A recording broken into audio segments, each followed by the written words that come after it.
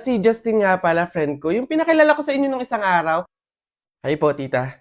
Dito siya matutulog. Gagawa kami research. Ay, sus! Best friend. Tapos may maririnig akong ungol sa madaling araw. Mama, nakakaya kay Justin. Nako, Jennifer. Mama. Umayos ka, sinasabi ko sa'yo, ha?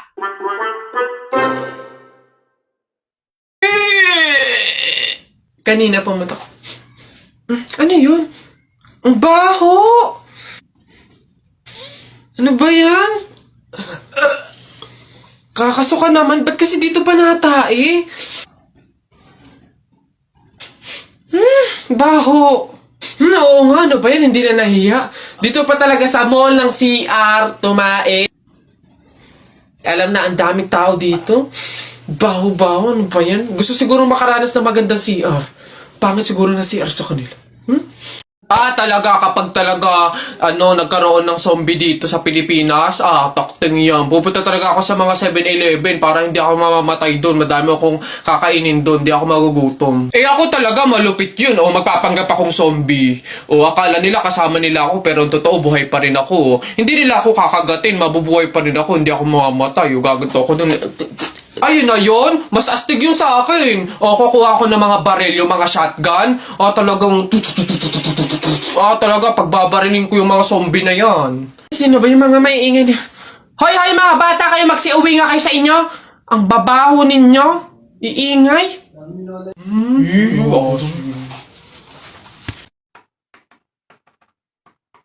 Teacher, may tanong po ako sa'yo kung talagang matalino ka sa math.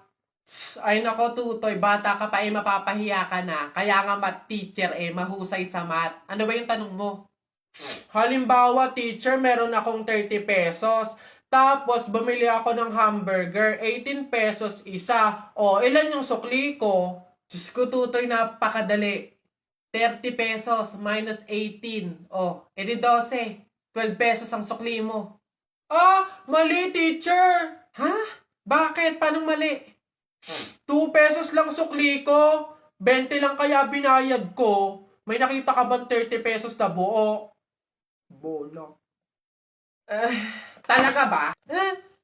Shucks, nasa na ba? Uy, pre! Pre, bakit? Hindi ko kasi alam kung nasa na tayo. Nawawala ata tayo. Wala naman signal. Mag-isip ka nga ng paraan paano ba tayo makakaalis dito. Ha? Paano na teka, wait. Ayun, pamahiin. Sabi kasi nila, kapag daw naliligaw, magpalit daw ng damit para daw makapunta doon sa pupuntahan. Magpalit ng damit? Sira ka, hindi pwede. Anong papalit natin? Wala naman tayong kahit anong dalang damit. Ayaw nga pala. Try kaya nating hubarin yung damit. Baka sakali, di ba sabi sa pamahiin, palitan yung damit. Since wala naman tayong dala, try nating hubarin kasi baka ito yung malas eh. Try natin. Ha? Sige. Baka sakaling effective. Try natin.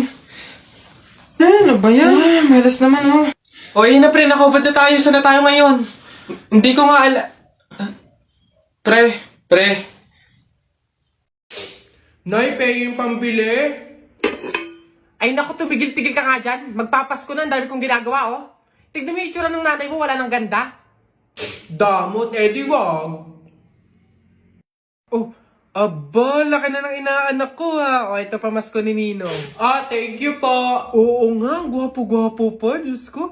Ito naman yung kay Nina. Thank you din po. Anak, magkano nga pala uli yung napamaskuhan mo? Dali, akin na muna. Tatago muna ni nanay para safe, para hindi mawala, ganon. Akin na muna, dali. Sige na nga, balik mo din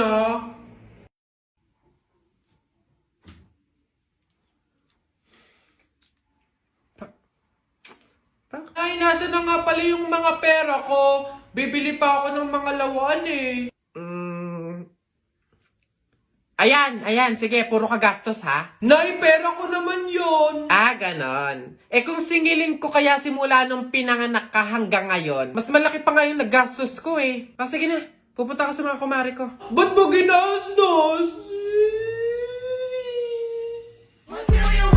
Working on a Grammy, meanwhile, pussy popping with your man in Miami.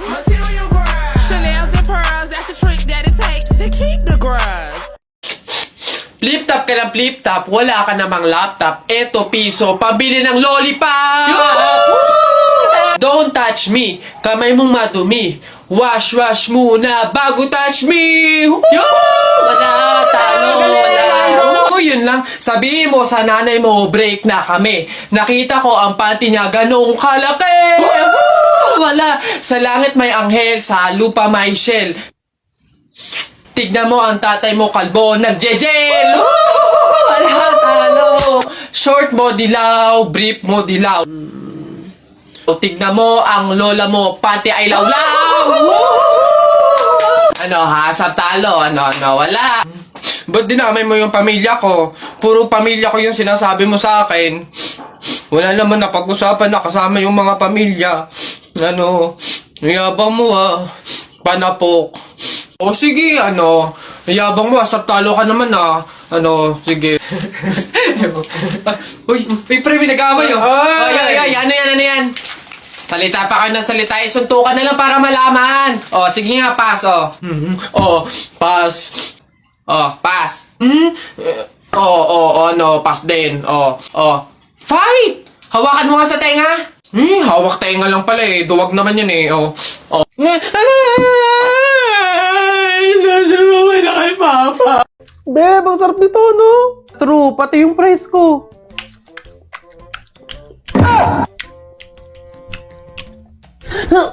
Aray!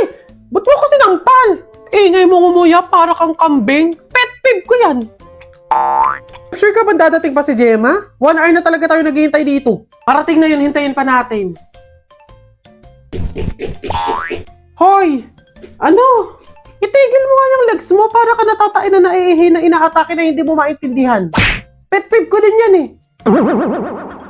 Oo, tapos ano pa sinabi sa'yo? Magkita daw kami sa Talipapa ng 4 p.m. Feeling ko closure yun, pero hindi ako papahalata. Teka nga, hindi ako makapokus sa story mo. Sa tigyawat mo ako nakapokus. Ay, sorry hindi ko kayang desisyonan yung mga pimple na to. Dahil kaya mo mag-Dr. Leo Acne Drying Lotion ka kasi 24 hours lang liliit magda-dry out at hindi nakapansin-pansin yung mga pimples mo. Hindi lang yan, makakatulong din to para sa mga future breakouts mo. O ito pa, it also works on stubborn acne marks to improve skin quality. Totoo pala talaga. Eto hindi na to character ha. Kapag may mga pimples talaga ako, eto talaga yung ginagamit ko kasi napakabilis lang makapagpatuyo ng mga tigyawat dahilan para bumaling at mawala. Isama natin yung mga acne marks, yung mga dark spots, tanggal talaga lahat yan, dahil promise, maglalagay ako nito sa mga tigyawat ko sa gabi, tas kinabukasan, dry na siya, yung hindi na siya masakit hawakan, then ayun, tuloy-tuloy na siyang mawawala. O siya, babalik na ako sa character ha. Beshi! Okay na, wala na yung mga pimples ko! Pero teka, naiinis pa din ako sa'yo. Baka buong pagkatao mo na yung pet peeve ko. Baka na nga.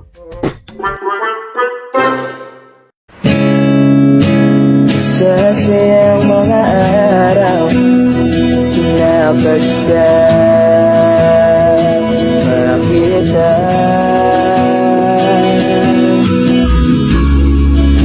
paglalambing at ulit mo na hindi nakakasawa.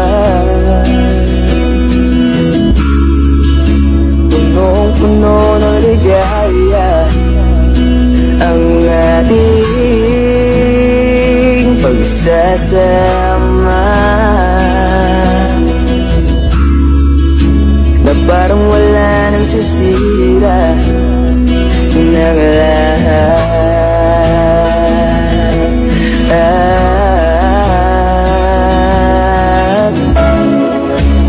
Bakit ba dumating ang oras na ito?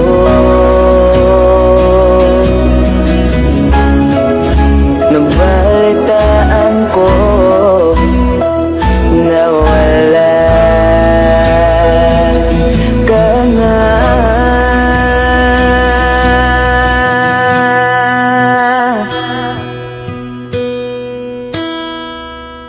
Di ba't sabi mo hindi mo ko iiwan? Di pa ba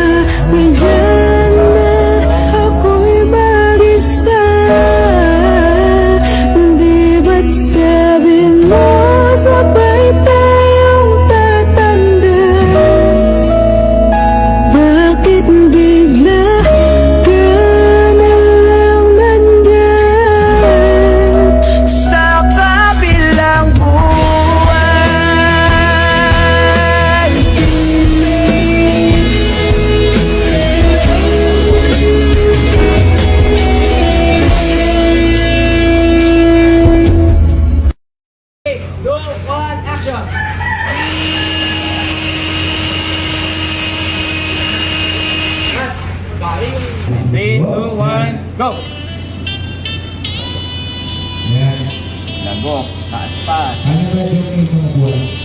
Effort pa. Isa pa. And cut! 1,004, 1,005, go! Yeah! Cut! Beautiful playback! Telay, nako. Una na ako, salamat sa pahapunan.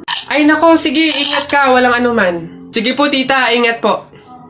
Bye, salamat ulit. Oh, sige. Anak. Oh, nay, bakit? Iikot mo yung plato, bilis. Ha? Bakit, nay? Basta pamahiin yun kapag aalis yung tao galing sa hapagkainan, iniikot nila yung plato para walang mangyaring masama dun sa aalis. Ha? Ganun ba? Sige, nay. Wait! Oh, ano ba yan? Ikaw talagang bata ka? Ha? Nay, sabi mo iikot yung plato. Iikot mo na ayos. Ay, nay, sorry. Pag sa bastos talaga ng bata. Nay, naririnig niyo ba yun? Oo, anak, aswang yun, panigurado. Oo nga na, anong gagawin natin? Alam ko na yung pamahiin ng lola mo. Sabi niya kasi pag daw may aswang, maglagay daw ng bigas sa gilid ng bahay para daw umalis na yung aswang. Ito, lagay mo sa gilid ng bahay, anak. Sige, nay. Oh, ayan na, umalis ka na, aswang ka! Ay, yan. Sa wakas may pangsaing na rin ako. Mga oto-oto, papahin, pamor! Tipid-tipid ng mga to. 1 kilong bigas lang. Ano man lang 1 kabang bigas. Saan ba sunod? Ay, ayun. Gagi mga pare. Gutom na ako ha. Tara sa BGC. Restaurant tayo ha mga tol. Tara. Uy, gagi. Same pare. Yung stomach ko. It's hurt pare. I'm gonna die. Tara na. Kain na tayo. Dito. Ano ba mga pare? Good day mga sir, can I have your order please? Ano na lang, 3 hamburger, 3 spaghetti, 1 pizza, tsaka 3 halo-halo. Ang dami yung order mga sir gagi, gutom na gutom kami, grabe, legit. Sobrang dami kasing shorty ngayon sa BGC. Sobre yun ang dami, pagod na pagod kami yun, Ayan, 1,534 po lahat. Tanong ko lang din po kung meron kayong mga vaccination card. Vaccination card? Baka pwedeng pagbigyan nyo muna kami kahit ngayon lang, pasensya na po mga sir, hindi po pwede kasi requirement po yung vaccination card dito sa restaurant bago po kumain. Gagi, gutom na kami, consideration naman. My stomach is hurt na, baka naman. Kung wala po kayong mga vaccination card, labas, dali. Bye-bye. Bad trip naman. Tara mga pare, gagi, magkarinderya na lang tayo. Tara na nga.